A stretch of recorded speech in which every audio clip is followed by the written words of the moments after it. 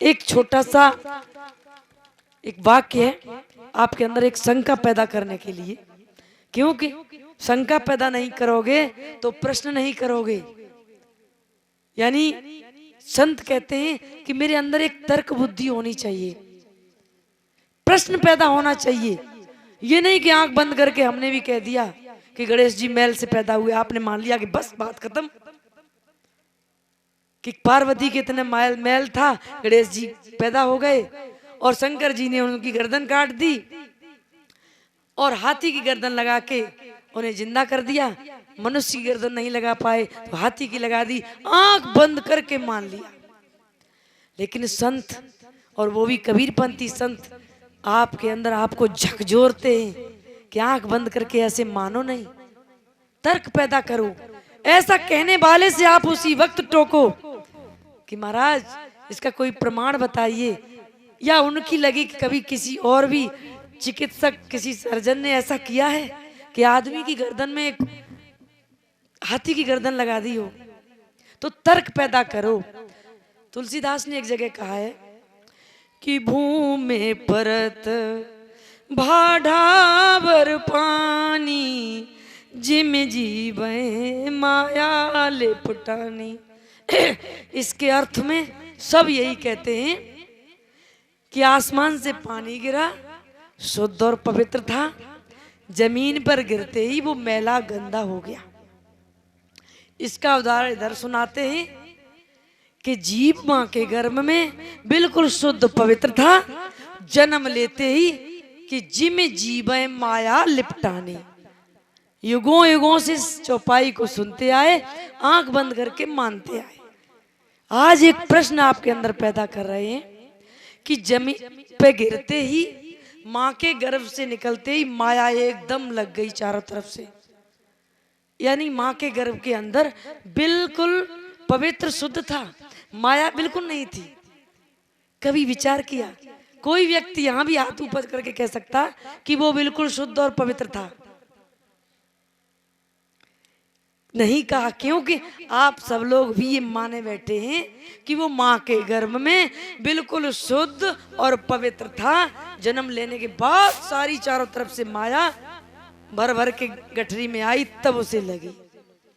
लेकिन कभी विचार करना, माया का मतलब यदि विकार भी मानो, यदि आप 5 तत्व माया मानते तो माँ के गर्भ में भी वो 5 तत्व का पुतला था, छोटा भले ही था।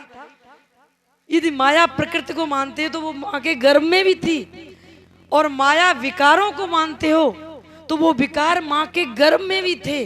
विकारों के कारण ही तो माँ के गर्भ में आया। सच बात तो यही है, ये संतों का भी अनुभव है।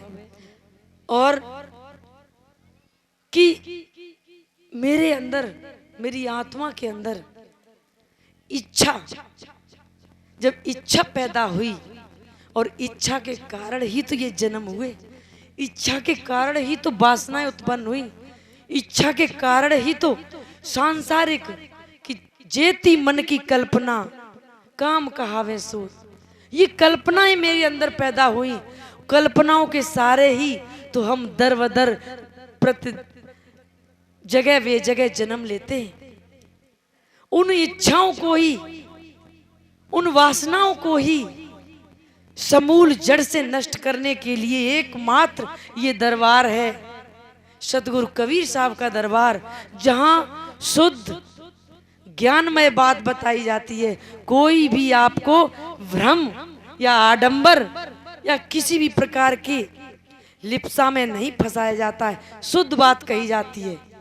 रात को भी मैंने 3 बातों को कहा था कि लिप्सा, प्रमाद, भ्रम। हम संतों को ये 3 बातें नहीं आना चाहिए। जैसे लिप्सा, कोई संत आए या हम कहीं जाएं, सोचें कि फलाने भक्त ने मुझे बुलाया और हम कुछ दबी जबान से सत्संग देंगे। लिप्सा यानी कोई ऐसी बात बुरी लग गई तो चलते समय ये विदाई नहीं देगा। ये चलते समय 100 रुपए जिसने निकाल भी लिए और कहेगा कि अरे इन्होंने मेरे देवी देवताओं को बेकार बता दिया, रुपए जेब में रख लेगा। तू संत को सत्य बात कहनी है, इस लिप्सा में नहीं रहना है कि मेरे विदाई के चक्कर में या अच्छा भोजन के चक्कर में उस बात के अंदर रहे। लिप्सा प्रमाद कि ज्ञान भी हो, प्रमाद माने अहंकार न हो, घमंड न हो, उसे इस बात का घमंड न हो कि संसार में हम ही ज्ञानी हैं। कबीर पंथी होने का भी घमंड न हो कि हम कबीर पंथी हैं, हम सबसे सर्वोपर हैं, हमारी पूजा करो या हम ही सबको ज्ञान देते हैं दुनिया में। इस तरह की यदि घमंड हुआ तो भी नहीं। ज्ञान किसी को भी, किसी भी पंथ, किसी भी धर्म, किसी भी मजहब में, किसी भी जात, स्त्री पुरुष, बच्चे बूढ़े, जवान काले गोरे, किसी भी देश, किसी भी प्रदेश के व्यक्ति में हो सकता है। इसमें कोई घमंड वाली बात नहीं है। लिप्सा प्रमाद और भ्रम ज्ञानी व्यक्ति को, ध्यानी व्यक्ति को जो प्रैक्टिकल होता है उसे कभी भ्रम नहीं होगा कि हम मंच से बात कह तो रहे हैं लेकिन पता नहीं ऐसी है भी कि नहीं है। हम संत पुरुषों का अपना अनुभव होता है, हम इस मंच से वही बात कहते हैं या कहना चाहिए जिस बात को मैंने प्रैक्टिकल करके देखा है, जाना है। आप लोग ये कहते हो कि आत्मा किसने देखी? यहाँ ज्ञान होने के बाद या ज्ञान तभी हुआ माना जाता है जिसने उस आत्मा का अनुभव अच्छी तरह कर लिया है, अच्छी तरह कर लिया है कि वो आत्मा क्या है। अब आप सोचो कि वो मोटी पतली छोटी बड़ी वो किसी आकार में हो तो वो आकार में नहीं है। वो चींटी की आत्मा छोटी और हाथी की आत्मा बड़ी समझते हो, ऐसा भी नहीं है। वो ज्ञान स्वरूप आत्मा है और ज्ञान का कोई आकार नहीं होता है। वो निराकार भी नहीं कह सकते, सिर्फ ज्ञान स्वरूप जो आत्मा है। और उसको समझने के लिए आपको अपने अंदर ही उतरना है। 5 तत्व, 25 प्रकृतियां, 3 गुण, 4 अंतःकरण, इन सबसे परे है जो, या कहिए इनसे ऊपर है, उसी को ऊपर वाला कहते हैं। और ऊपर वाला कहते कहते कहते कहते हम लोग ऐसे लकीर के फकीर बने। चांद पे जाने वाला वैज्ञानिक ने जब सबसे पहले ऊपर से आए तो नीचे अपनी डायरी में मोटे अक्षरों में यही कहा कि हम चांद पर घूम के आए लेकिन वहां भी मुझे कोई ईश्वर नहीं मिला। लोग जो कहते हैं कि ऊपर वाला ऊपर रहता है, तो आपका जो गणित है ऊपर वाला, आज से उस गणित को यहां लगा देना कि 5 तत्व, 25 प्रकृति, 3 गुण, 10 इंद्री और 4 अंतःकरण से परे है, ऊपर है, वो है तुम्हारी आत्मा। और उसी का हम जब ध्यान करते हैं उसी को कहते हैं स्वरूप में स्थिति। और उसमें जो संत, जो ग्रस्त, जो साधक स्थिर हो जाता है फिर उसे सुख और दुख नहीं व्यापता है। ऐसे हमारे इस आश्रम से जुड़े हुए बहुत ग्रस्त भक्त हैं। आज सुबह का भी एक छोटा सा उदाहरण सुना रहे। मौसम तो बहुत खराब था ही, टेंट वाले अपने टेंट लगा रहे, साउंड वाले अपना साउंड लगा रहे हैं।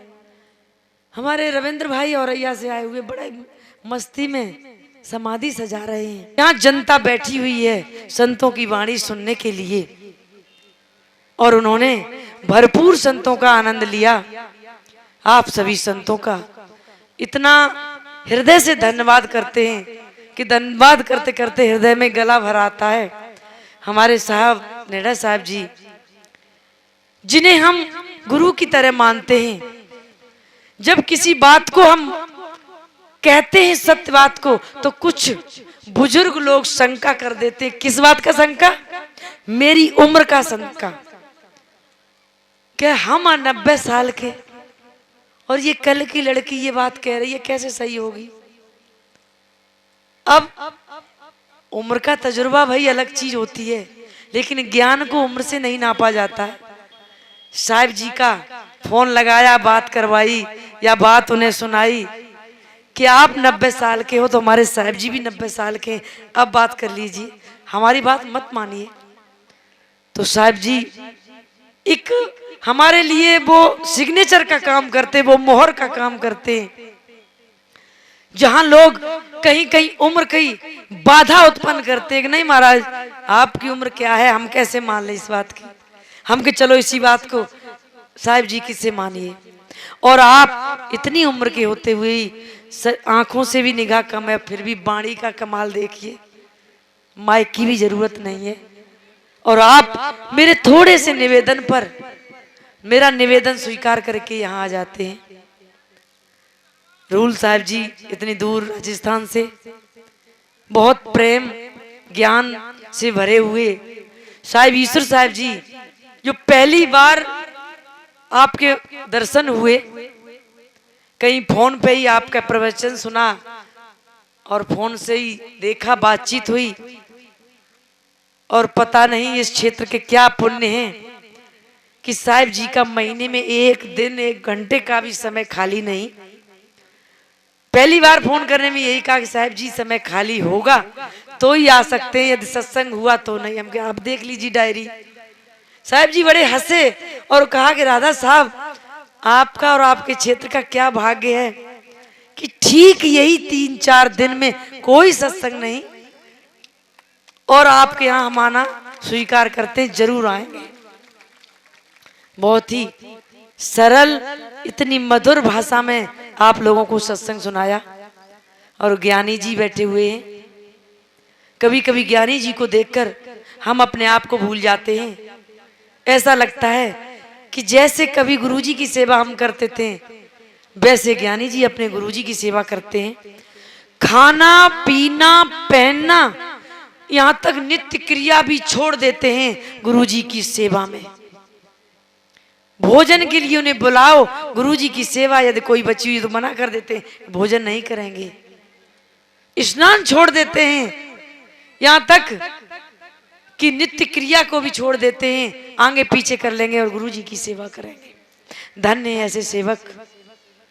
और गुरुदेव ही एक संसार में ऐसे जिंदा व्यक्ति हैं जो मेरे अंतर्मन का अहंकार, अंतर्मन का अंधकार निकालते हैं और वो ज्ञान की ज्योति जलाते हैं और मुझे उस जगह पहुंचा देते हैं। आज हमारे गुरुदेव का निर्वाण दिवस है, महापरिनिर्वाण दिवस, जिस दिन के लिए हम लोग रात दिन साधना, संयम, ब्रह्मचर्य, विवेक, विचार रखते हैं कि हम उस निर्वाण गति को प्राप्त हों। तो ये दिन भी अजीब है। ऐसा लगता है, बैठ जाओ, कि इस दिन की खुशी मनाएं कि इस दिन कभी कभी आज जैसे महिपाल के आंसू आ गए तो आंसू भी आ जाते हैं। समझ में नहीं आता वो आंसू किस बात के हैं। या इस दिन के लिए संत जीवन प्रयास करते हैं कि हम उस निर्वाण गति को प्राप्त हों। कि वो पल कहां से लाएं जिस पल में भूल जाऊं, वो पल कहां से लाएं। हे गुरुदेव, मेरे जीवन में, मेरे अंतःकरण में वो पल है ही नहीं जिस पल हम गुरुदेव को भूल जाएं। ऐसा लगता है कि खून, ये नसें, नाड़ियां भी सब कुछ गुरुदेव के ज्ञान से और गुरुदेव की दया और कृपा से भरी हुई है। मेरे जीवन में 2 ही लोग हैं, माता पिता का दिया हुआ ये शरीर और अच्छे संस्कार और गुरुदेव का दिया हुआ ज्ञान। कि जब ये चूंदर बन घर आई रंग रिजवा को दीनी। माता पिता से तो हर व्यक्ति का जन्म मिलता है, अज्ञानी का भी जन्म माता पिता से मिला, चोर का भी मिला, व्यभिचारी का भी माता पिता से जन्म मिला, एक हत्यारे को भी माता पिता से जन्म मिला। लेकिन उस रंगरेज ने ऐसे रंग भरे, उस गुरु ने ऐसा ढाला, उस कुम्हार ने ऐसी उसकी खोटे निकाली, वो काम सदगुरु ने किया है। आज आप लोग अपने जीवन को महत्वपूर्ण बनाना चाहते हो या अपने जीवन को उस नरकमय बनाना चाहते हो, ये दोनों ही मार्ग आपके हाथ में है।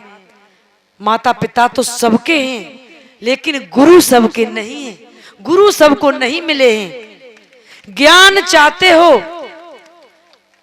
अच्छी गति चाहते हो, तो अपने जीवन में कुछ सुधार करो। एक तो जीव हत्या मत करो, झूठ मत बोलो, व्यभिचार मत करो, चोरी मत करो और नशा मत करो। गांजा, भांग, तमाकू, बीड़ी, सिगरेट, शराब ये मत खाओ पियो, और मांस, मदिरा इन चीजों से दूर रहो। दूसरे जीवों की हत्या करके अपने शरीर को मत पालिए। इस सत्संग का यही सार है। और अंधविश्वास को छोड़कर, झूठी मान्यताओं को छोड़कर, झूठे देवी देवताओं को छोड़कर सच्चे माता पिता और गुरुजनों की सेवा और सम्मान करो। अपने जीवन को आनंदमय बिताते हुए मैं अपनी वाणी को इन्हीं शब्दों के साथ विराम देते हैं। बोलिए श्री सद्गुरुदेव की।